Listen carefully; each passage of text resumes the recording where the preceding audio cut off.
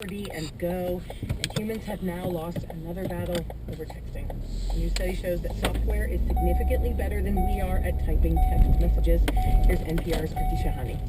The study is by Stanford University, the University of Washington, and Baidu, the Chinese internet giant. Baidu chief scientist Andrew Ng says this should not feel like defeat. Humanity was never designed to communicate by using our fingers to poke at a tiny little keyboard on a mobile phone. And testing shows there's a better alternative, talking. Researchers set up a competition pitting a cutting-edge Baidu program called Deep Speech 2 against 32 humans ages 19 to 32. The humans would say and then type short phrases into an iPhone, like wear a crown with many jewels and this person is a disaster. They found the voice recognition software was 3 times faster, which Stanford computer scientist James Landay did not expect. The surprise for me was that it was that much better, 3 times faster. You would think everyone would be flocking to use it if they knew how much better it actually was. Just like smartphone cameras have more megapixels to see us clearly, the built-in microphone can hear us more clearly. Also, supercomputers have more voice recordings to vacuum in and analyze. Still, voice recognition gets a bad rap. That could be because of how people use it. Many people ask Apple Siri a basic question and too often get a wacky response in turn. People probably play with Siri and find, oh, it didn't give them the right answer, so they don't think to use speech as a way to do their text messaging or to do their email or whatnot. The researchers didn't test query skills. They zoomed in on the ability to spit back the right words in 2 languages. In English, they found the software's error rate was 20% lower than humans typing on a keyboard, and in Mandarin Chinese, it was 63% lower. Landay hopes these findings encourage people to talk to their phones more in order to transcribe and text. Using speech for those things is now working really well. It's easy to see how talking at your device would be far better than typing, say when you're driving. Baidu Zhang imagines another scenario. He does not have children yet, but he says he looks forward to the day when his future grandchild asks him, Is it really true that when you were young, if you came home and you said something to your microwave oven, would it really just sit there and ignore you? That's just so rude as a microwave. His co-author Landay reins him back and notes there are many moments, in a meeting, in bed with your partner sleeping, when typing still makes more sense than talking to one's device. Kriti Shahani, NPR News, San Francisco.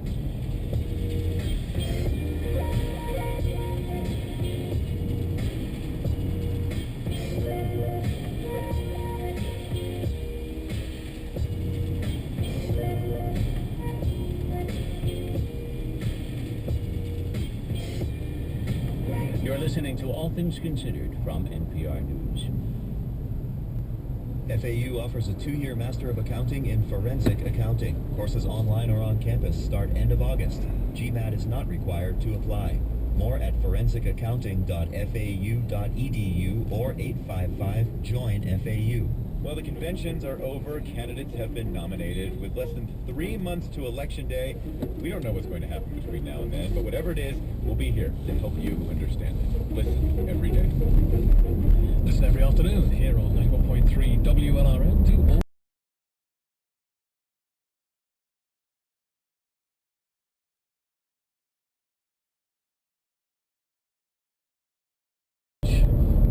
about the challenges of treating pregnant patients in an area where there have been cases of locally transmitted Zika. That conversation is still to come. 9.3 WLRN's All Things Considered.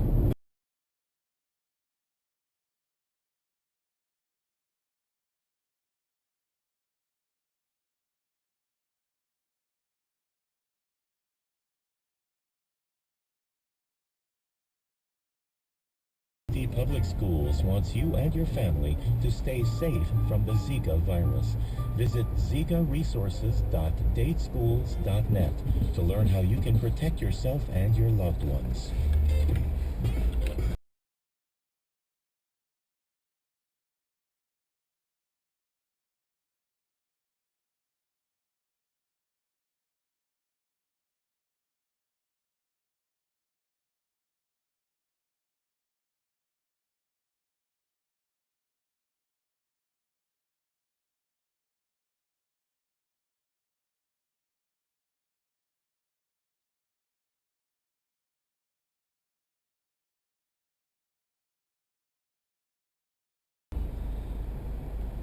Support for NPR comes from NPR member stations. And from Subaru, automotive partner of the National Park Service Centennial. Subaru encourages people to explore America's treasures and discover a national park adventure at findyourpark.com. Love, it's what makes a Subaru a Subaru. And from Whole Foods Market, where yellow signs identify featured items throughout stores each week, from grass-fed burgers to gluten-free buns. Whole Foods Market, committed to quality standards and planet-friendly practices. From NPR News, this is All Things Considered. I'm Robert Siegel. And I'm Kelly McEvers. Being pregnant can be stressful. There's all the stuff you're not supposed to eat, the medications you should avoid, figuring out whether to do genetic tests, and all kinds of conflicting advice. And now some women and their partners have to consider the risks of Zika, especially in Florida, where local mosquitoes have transmitted the virus. Elizabeth Etkin-Kramer is hearing more and more questions about Zika from her patients. She is an OBGYN whose office is in Miami Beach, which is one of the affected areas, and she's with us now. Hi there. Hi, how are you? Good. So when you meet with a pregnant patient or someone who's thinking about getting pregnant, what do you tell them about Zika? I mean, how do you talk about this threat now? The first thing I make sure to do in a patient who's trying to get pregnant or who already is pregnant is you've got to assess their risk. We always want to make sure to know if they've traveled or live in or work in areas where local Zika is being transmitted. And once you've established that risk, then you can test and see if they've been affected. And so once someone has been diagnosed as being affected, then what happens next? I mean, is there like a regular schedule of testing that happens? Sure. The woman can choose to do additional tests such as an amniocentesis to see if a fetus is infected, or she can follow the fetus with sequential serial ultrasounds to check for birth defects that can affect a fetus. I mean, one of the frustrating things about Zika must be that, you know, this fetal brain damage might not be visible until far into a pregnancy. Correct, and that's one of the scarier thoughts, that we don't know the success rate of picking up all the potential complications of Zika virus to a fetus. Microcephaly is just one of them. We're finding more calcifications in fetal brain, or an effect on vision, or perhaps hearing, but we have no idea. This is completely new to us. So you've never dealt with something like this? Correct. This is a game changer in the United States. You know, say something doesn't appear until 20 weeks into pregnancy. That's what could happen, right? Even later. And then what does the patient do? Options are limited. Explain why. Well, they can choose to continue a pregnancy, or they can choose termination.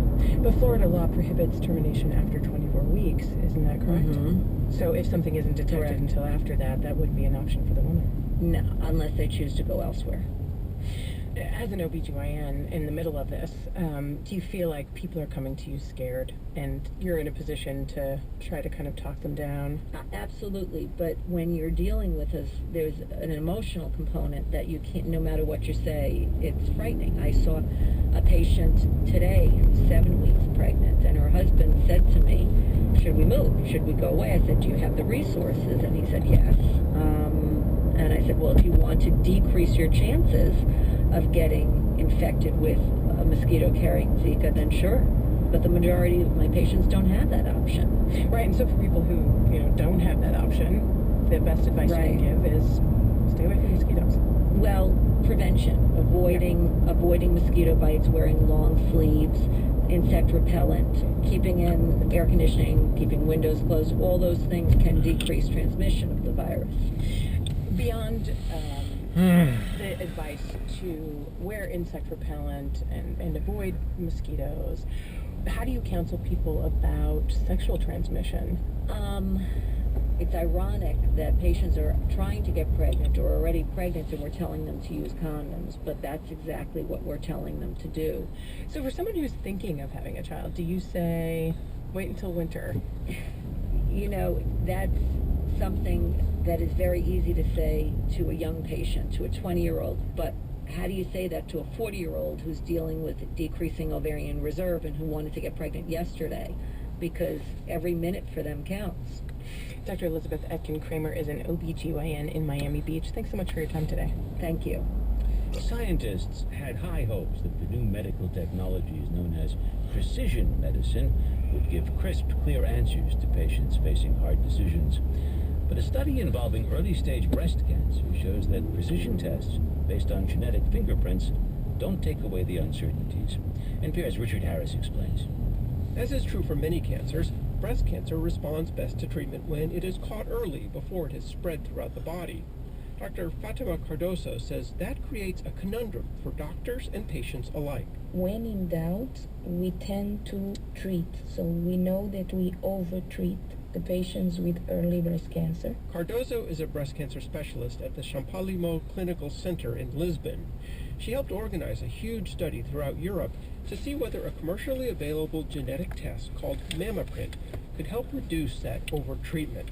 Scientists identified women with breast cancer who, based on physical exams, seemed to be at higher risk of having the cancer return after surgery, but who seemed to be at low risk of recurrence based on the genetic test. They were invited to participate in the study, which would randomly assign them to have chemotherapy or not. You know that chemotherapy is a treatment that scares people. So for the majority of patients, it was not difficult to convince them. Cardoso and dozens of her colleagues now report their results in the New England Journal of Medicine. The genomic test, which assesses 70 genes, did a pretty good job predicting who was at low risk for recurrence of breast cancer and could therefore avoid the pain, discomfort, and risks of chemotherapy. About 46% are considered at low risk with the genomic test and can consider not to receive chemotherapy. But the test didn't provide absolute answers. About 95% of women who skipped chemotherapy as a result of the genetic test results were free of metastasis 5 years later. Those who had the additional treatment did marginally better, about 1.5 percentage points better. Dr. Clifford Hudis, head of the American Society of Clinical Oncology, says it's hard to know exactly what to make of that difference. It's possible that the benefit is 0, and it's possible that it's 2%, or maybe even a little more. You can't be sure. They'd need to run another huge trial to sort that out. But that raises a bigger point here. The genomic test, as precise as it is, offers only probabilities, not absolute guidance. Precision doesn't mean certainty. David Hunter is at Harvard's T.H. Chan School of Public Health. He says this breast cancer test offers larger lessons for what the burgeoning field of precision medicine will bring us. The new tools will definitely be helpful, but they often will pose challenges about what the right decision is. Is it worth all the trouble of chemotherapy for women who are found to be at low risk for recurrence in this genomic test? That's a tough call because it requires grasping the rather abstract idea of improving survival odds by maybe just 1 percentage point. As humans, we're notoriously poor at assessing risk and making those calculations. Hunter says doctors and patients need better tools to understand and communicate the subtleties that are inherent in precision medicine. Cardoso is already seeing this play out in her clinic. I asked if she is now seeing women skip chemotherapy when they see there is a marginal benefit. Usually, yes, but there are always some patients for whom 1% benefit is enough, and you need to respect the wishes of each individual patient. She says the women benefit from the new information, even though it doesn't provide an absolute answer. Richard Harris, NPR News.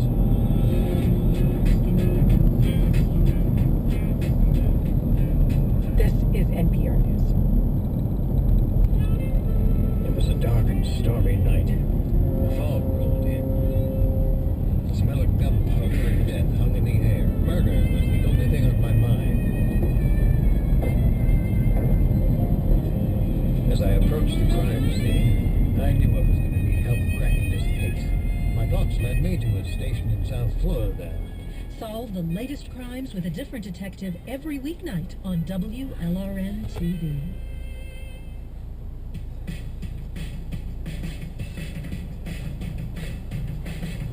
News headlines coming up in just a moment here on 91.3 WLRN. It's now 5:30.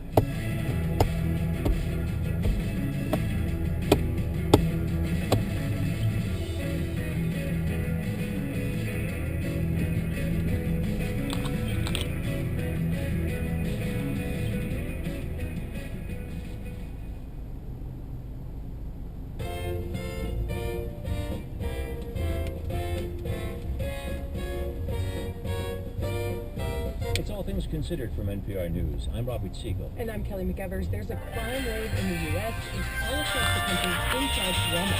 No one's watching, no one cares, and no one's likely to catch you, and it's sort of become like the Wild Wild West for criminals in their stores. We'll hear what's behind Walmart's crime problem After this news.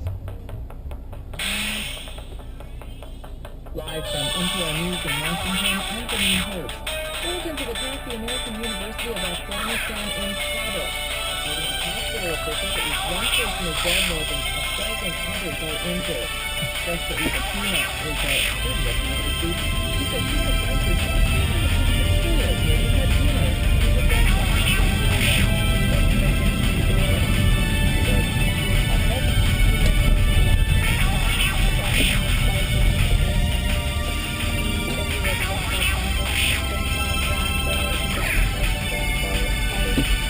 security officials are still searching for the campus for those attacks.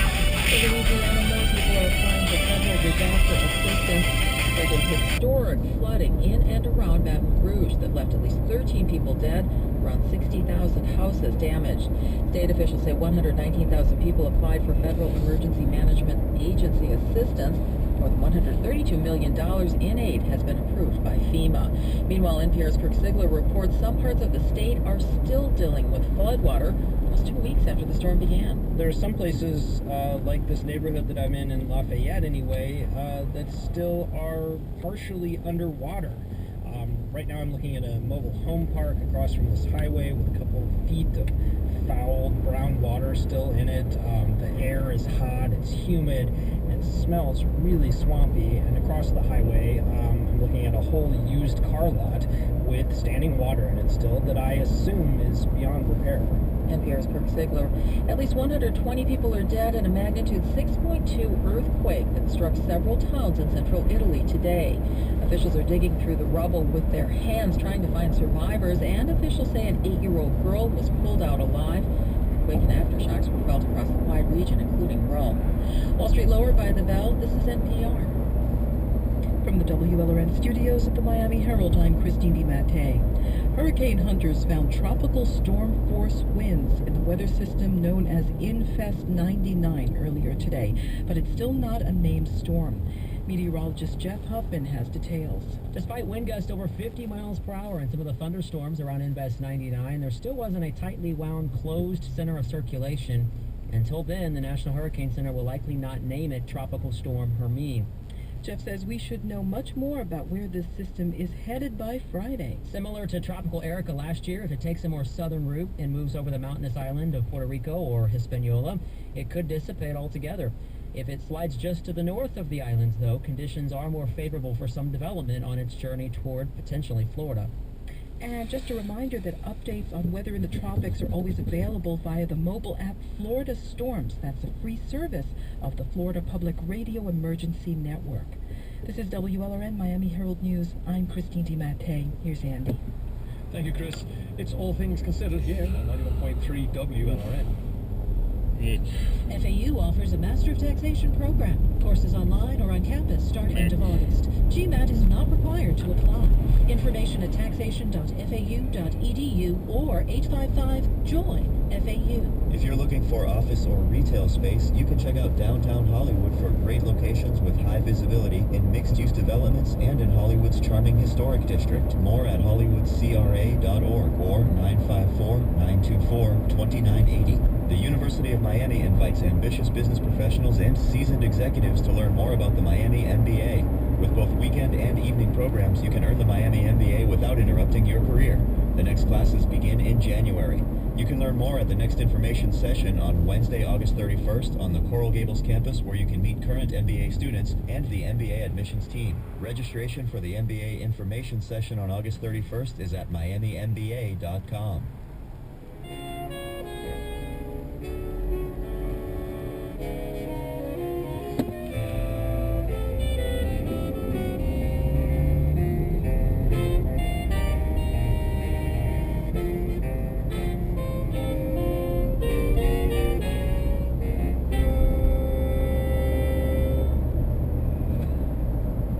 Support for NPR comes from NPR member stations and from Animal Planet Presents with Toucan Nation, a documentary about an abused bird whose plight sparks a global movement to change animal welfare laws. Toucan Nation airs tonight at 8 on Animal Planet. From Cancer Treatment Centers of America, where teams of medical experts focus on the treatment of only one disease, cancer. Every stage, every day. Learn more at cancercenter.com. And from the William T. Grant Foundation at wtgrantfoundation.org. From NPR News, this is All Things Considered. I'm Kelly McEvers in Culver City, California. And I'm Robert Siegel in Washington. There are so many crimes committed at a certain Walmart in Tulsa, Oklahoma, that the city police department regularly sends over a van to pick up all of the suspects arrested at the store. At Walmart properties across the country this year, it's estimated there will be hundreds of thousands of crimes, mostly shoplifting, but also kidnappings and shootings. This is what Shannon Pettypiece has found after studying police reports from dozens of stores and talking with police who are fed up with the number of calls they get from Walmarts. She and David Boreakis have written about this for Bloomberg Business Week, and Shannon joins us now from our bureau in New York. Hi. Nice to be here. You spent some time with an officer named Darrell Ross, whose nickname at the Tulsa PD is Officer Walmart. Explain where he spends most of his workday and what a typical day is like for him. A typical day can mean he spends the vast majority of his 10-hour shift at one Walmart store. Sometimes the police get called there 3, 4, 5 times a day. It's enough to keep 2 officers busy for an entire shift some days. And would you say that Tulsa is typical, atypical? Is this happening all over the country at Walmart? It does appear to be happening. I talked to police departments in Denver, Austin, Springfield, Missouri, in small towns like Port Richey, Florida, little towns in Maine. Every major city seems to have some type of Walmart problem. Why? Why is this happening now? Part of it is just the very nature of Walmart. It's big, it's everywhere, it has millions of customers go in there every day. But another element of it is decisions that the company has made to cut costs over the past decade or more. They've trimmed the number of employees they have in their stores. They've taken more of a reactive rather than a preventative approach to shoplifting and stopping crime. And to criminals, that all sends a message. No one's watching, no one cares, and no one's likely to catch you. And it's sort of become like the Wild Wild West for criminals in their stores. For your article in Bloomberg Business Week, you did a comparison between Walmart's and Target stores in Tulsa, and there's a real difference, you got. The Targets get a fraction. In Tulsa, the 4 Walmart stores last year got just under 2,000 calls. Target, their 4 stores got 300 calls. And it's difficult to explain that. I mean, I talked to some shoplifters while I was there. They only steal from Walmart. I remember asking one young woman, why'd you steal from Walmart? Why not the mall? Why not Target? It was like it never crossed her mind to steal from anywhere other than Walmart. She just felt like it was easy to get away with there. Now, as for police frustration, I wasn't quite sure what to make of this when I read your article. I understand police departments would like Walmart to do more to prevent theft in their stores. On the other hand, it isn't just business's responsibility to arrest people. It's what the police do. Yeah, absolutely. And Walmart's not law enforcement. The police just feel like, yes, they know there's going to be crime at Walmart. They know it's their responsibilities, but that there's steps Walmart could take that would really ease the load for them. What does Walmart say about that? Do they claim they're doing anything to try to fix the problem? Walmart says they're trying to do things like put more employees at the door. They've been trying to invest in theft prevention technology, devices they can put on merchandise, or more, visible security monitors. The police complaint is that they're not moving fast enough and they're not moving far enough. And I talked to one retail analyst who thinks Walmart needs to add an extra 250,000 part-time employees in its stores to really have the employee presence out on the floor that would deter theft. And for Walmart, that's going to cost them billions of dollars to fix this problem like some people would like to see. That's Shannon Pettypiece. Her story in Bloomberg Business Week was titled, Walmart's Out-of-Control Crime Problem is Driving Police Crazy. Shannon, thanks. Thank you. And we also asked Walmart about the report, and we received this statement. In the coming weeks and months, we will continue our increased outreach to law enforcement across the country as part of our ongoing commitment to meet our customers' and associates' expectations of a safe and enjoyable shopping experience. The importance of this issue is recognized at the highest levels of the company, and we are investing in people and technology to support our stores. Several states are trying to make it easier to prosecute or sue people who are accused of sexually abusing children. But Roman Catholic leaders are opposing some of these efforts, and in one case, have spent a lot of money to do so. They say changes to state law could target them unfairly. A word here, this story does contain themes that might be unsuitable for some listeners. North Country Public Radio's Brian Mann reports. It's important to say right up front that this isn't a story about pedophile priests. Bridie Farrell, a victims' rights activist, is Roman Catholic, but she says it was her coach, not a priest, who sexually assaulted her when she was a teenager. It happened at his house, in his car, in his hotel room. Farrell did what a lot of kids do when they're molested. She kept silent. And it was 18 years later, when I was 31, that I came forward and publicly told anyone this story. The problem is that there's a ticking clock. In a lot of states, including New York, where Farrell was assaulted, if you don't report a rape or file a civil lawsuit fast enough, the perpetrator, whether it's a coach or a relative or a priest, gets off scot-free. The bill before the House, Mr. President, addresses the issue of child victims of sexual assault. Brad Hoylman is a Democrat in New York State Senate. He's part of a growing effort in state houses across the country to make it possible to revive these old cases. Statute of limitations for child sexual abuse are just too short. In a word, they're broken. Hoylman pushed last spring to extend the deadline for reporting sexual assaults against kids. He also wanted to open a one-year window, a kind of grace period, so that victims who waited too long can get a second chance to sue in civil court. New York's Catholic bishops hate this idea and spent more than $2 million lobbying to block the measure. We just think it's fundamentally unjust. Dennis Paust is spokesman for the New York Catholic Conference. He says it's fine to extend the statute of limitations for future sex crimes, but he doesn't think old cases should be dragged back into court. Evidence is lost and memories faded, witnesses are dead. There's just no good way to defend against such cases. Laws making it easier to prosecute pedophiles and opening retroactive windows for civil lawsuits have passed in other states, including California, Hawaii, and Minnesota. Houses in those places, Catholic organizations faced hundreds of millions of dollars in new claims. Plaintiffs' attorneys have been teeing these cases up for many years and are more than willing to harm today's Catholics who have nothing to do with the abuse in the past. New York isn't the only state where Catholic leaders are pushing back. Pennsylvania's legislature debated a similar measure this year, so the Archdiocese of Philadelphia distributed flyers during church services targeting Catholic lawmakers who support extending the statute of limitations. Republican Representative Nick Miccarelli says the church tried to shame him. This came from the Archdiocese, and that priests were kind of sent out to do the dirty work. This debate feels raw in part because these crimes, while often decades old, are still coming to life. Last March, a Pennsylvania grand jury released a new report describing rape and sexual violence against hundreds of children by more than 50 priests in one diocese, Altoona, Johnstown. Democrat Frank Burns represents that community in the state house. I'm a Catholic, but when that grand jury report came out, it devastated our community, and there are still people trying to silence the victims right now. A spokesperson for the Archdiocese of Philadelphia sent a letter to NPR saying there's nothing wrong with priests sharing information about how Catholic lawmakers vote. Their lobbying efforts have been effective. The bill expanding the statute of limitations for sex crimes against children died this summer in New York's legislature. A similar measure stalled in Pennsylvania's state Senate. For NPR News, I'm Brian Mann.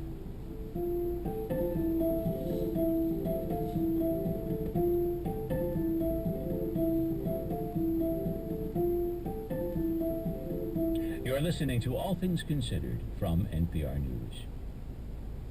This is 91.3 WLRN. Thank you for joining us. Coming up in just a moment, a special picnic where Florida Keys favorites dominate the menu. All the details just ahead with WLRN Miami Herald News. We're funded by WLRN members and by Ring by Name, a cloud-based phone service for businesses, providing you with contact management, real-time caller activities, presence, CRM, and voice conference scheduling. You can learn more at ringbyname.com. From the WLRN studios at the Miami Herald, I'm Christine DiMattei. Key West has a great restaurant scene, but people who live on the island know that to get true local delicacies, you have to get inside someone's kitchen. Now, as Nancy Klingener tells us, some island chefs are planning a picnic this weekend to introduce some of those kitchen delicacies and some forgotten flavors. Chef Martin Liz knows how to handle a conch fillet. The tough part of the conch is the exterior part. Sometimes called a sea snail, the conch is also the symbol of the Florida Keys. Liz is making conch salad from a recipe he learned in the Bahamas. He starts by butterflying the conch fillet, slicing it in half. So if you see where that little tough skin is, that's the tough part. This in here is actually really tender and soft and sweet. Liz says one of the challenges of preparing conch is breaking down that exterior skin. And what they do in the Bahamas is they kind of cross-hatch it. You kind of just pound it, barely delicately break up that skin. Liz is himself a conch. The name's also used for people born here in the Keys. That makes him part of a minority on the islands and a real rarity among chefs. And his lifelong knowledge of the local cuisine is now helping to guide a new project by Key West chefs. They want to celebrate and share local food that is found more often in private kitchens than on restaurant menus. For me, the most important part of it is the sense of community that food brings. Martha Hubbard is a chef who's been cooking in Key West for 15 years. She's organizing the Conch Revival Picnic. And respecting the food of our culture and awareness of it, because you can't go into a restaurant anymore and really get the real deal. Liz agrees. I think the only place to really get it is at your abuela's house, you know? Go to grandma's or the local families. But even that can be hard to find. A lot of people left Key West whenever the housing market had the boom some years ago, and that culture's, you know, kind of fading away. That's why Liz, Hubbard, and a group of other local chefs are putting on this picnic. The menu will include local staples, like conch chowder, bollos, lobster chilao, and of course, key lime pie. Conch cuisine is heavily influenced by Cuban and Bahamian dishes, but it also has a few dishes that are all its own, Liz says, like the Key West version of the mollete. It's basically like a stuffed Cuban bread, usually with the picadillo, and there's other variations also, but it's a stuffed Cuban bread that's then battered and deep fried. Definitely not healthy, but really delicious. And there's a dish Hubbard calls elusive. She's been searching library archives and tracking down family recipes and preparation techniques for one special dessert. It's modestly called the Queen of All Puddings. It's usually, you know, it's that guava, the raisins. I like soaking mine with some rum when it comes out of the oven and then topping it with a meringue. It's based on Cuban bread pudding and tweaked for ingredients you could get in the Keys back in the days before there was a grocery truck from the mainland every day. The Queen of All Puddings is definitely all Key West. The Conch Revival Picnic is happening in late August at a historic fort that's now a museum. This is one of the slowest times of the year for tourism. The timing is no accident. Hubbard says this event is for locals. She said she hopes lots of conchs will turn out, and also people who are newer to the island. I think it's a great opportunity to really get a sense of what Key West brings to the table. The organizers are hoping the picnic will become an annual event where Key Westers will not only gather to eat, but also to share their recipes and island lore. From the WLRN Southernmost Bureau at the studios of Key West, I'm Nancy.